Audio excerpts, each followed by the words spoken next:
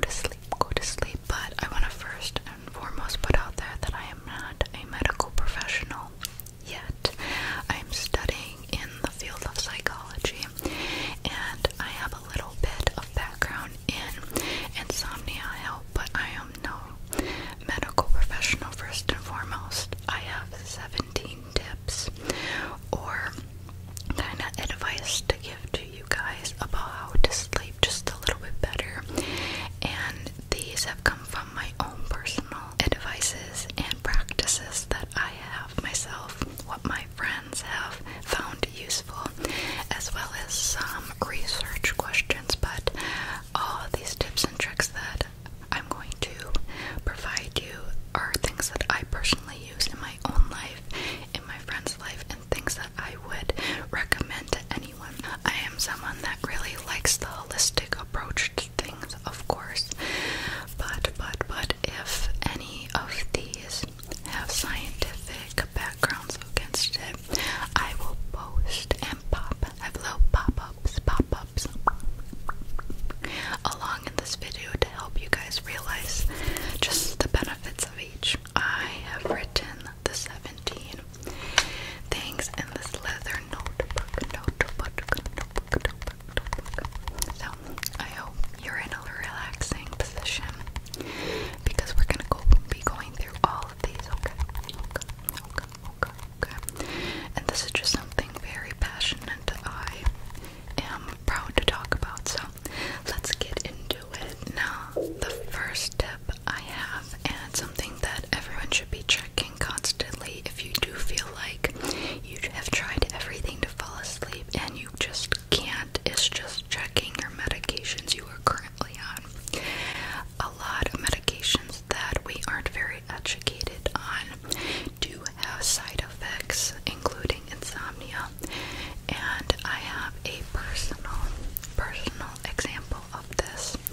I was on an antidepressant and anti-anxiety medication that prohibited me from sleeping, and I never used to think that the medication side effect would affect me a lot, but I never used to really deal with insomnia. As a kid, I did a lot, but throughout the years, I've learned to sleep cohesively, and as soon as I started taking this medication, I would have just super bad insomnia. So please consult your doctors about side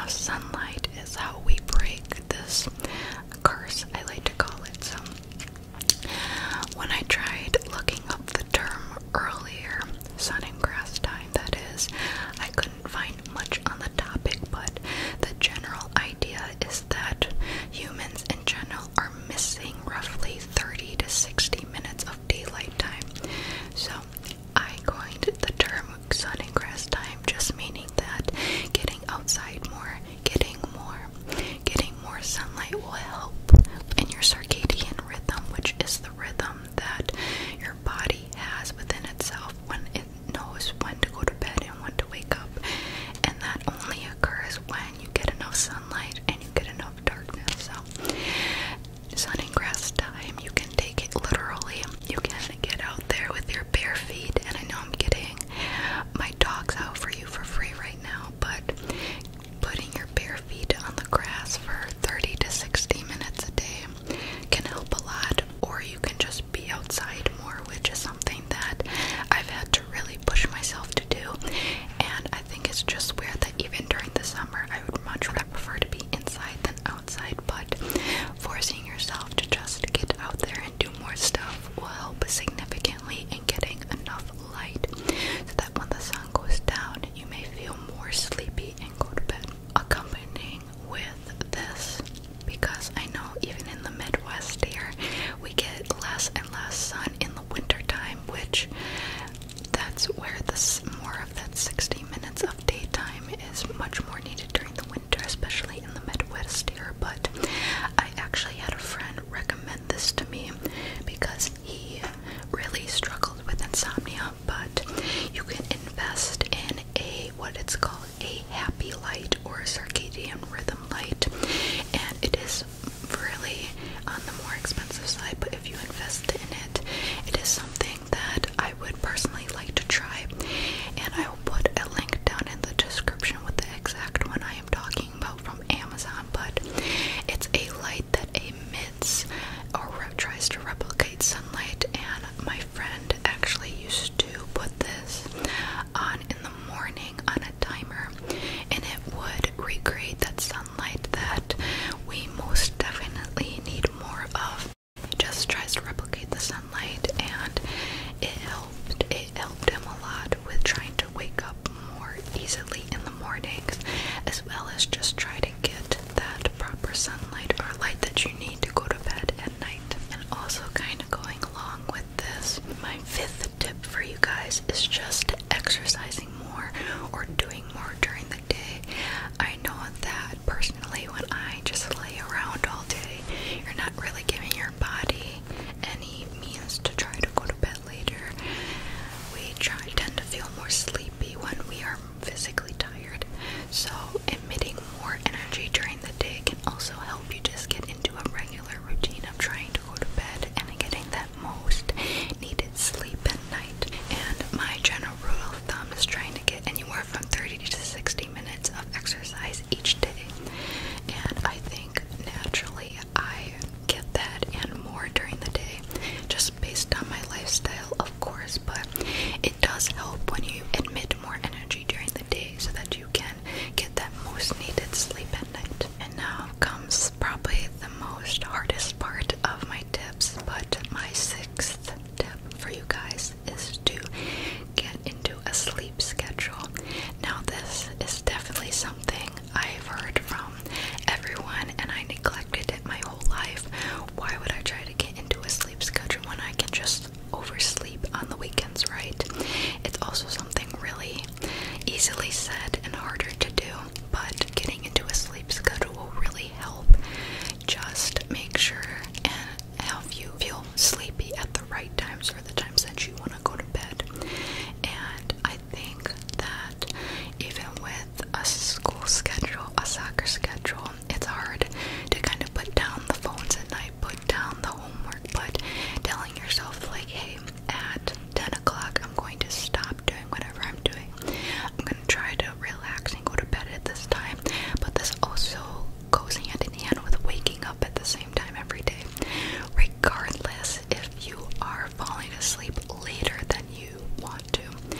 And I think this has gotten most helpful with my work schedule as well as doing this channel, but just waking up at the same time every day, even if it's just a pain. I know it's going to be a pain for the first couple times, but getting into a sleep schedule will help your circadian rhythm when it comes to falling asleep, as well as waking up a little bit earlier, especially if you are someone that has a hard time waking up like me. But it's going to take a lot of effort from you personally to try to withstand the temptations to either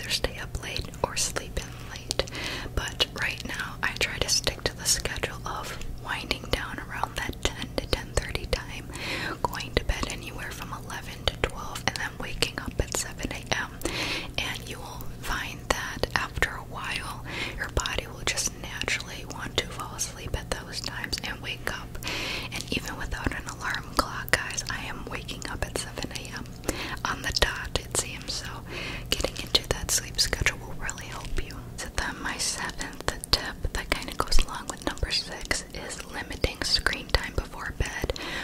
I think I've heard this like a million times, and personally it's getting annoying about how many times I hear put your phone down, don't watch TV at night, don't watch television before night, but I have found that that is single-handedly like the most prominent reason why people have trouble sleeping is because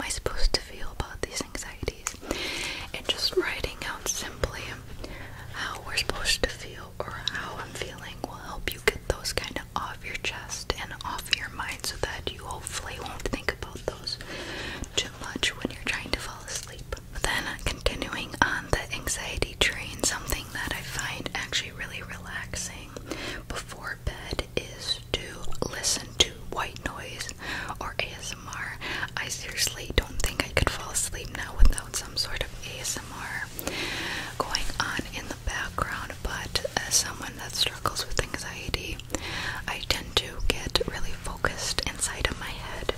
So trying to focus on, an ASMR video or white noise really helps me take my mind off of all the anxieties that I tend to dwell on. So you can always expect, or at least trust me, to be right there on your bedside helping you fall asleep to an ASMR video. But if you are someone that tends to focus too much on the specifics of a video, like an ASMR video, I recommend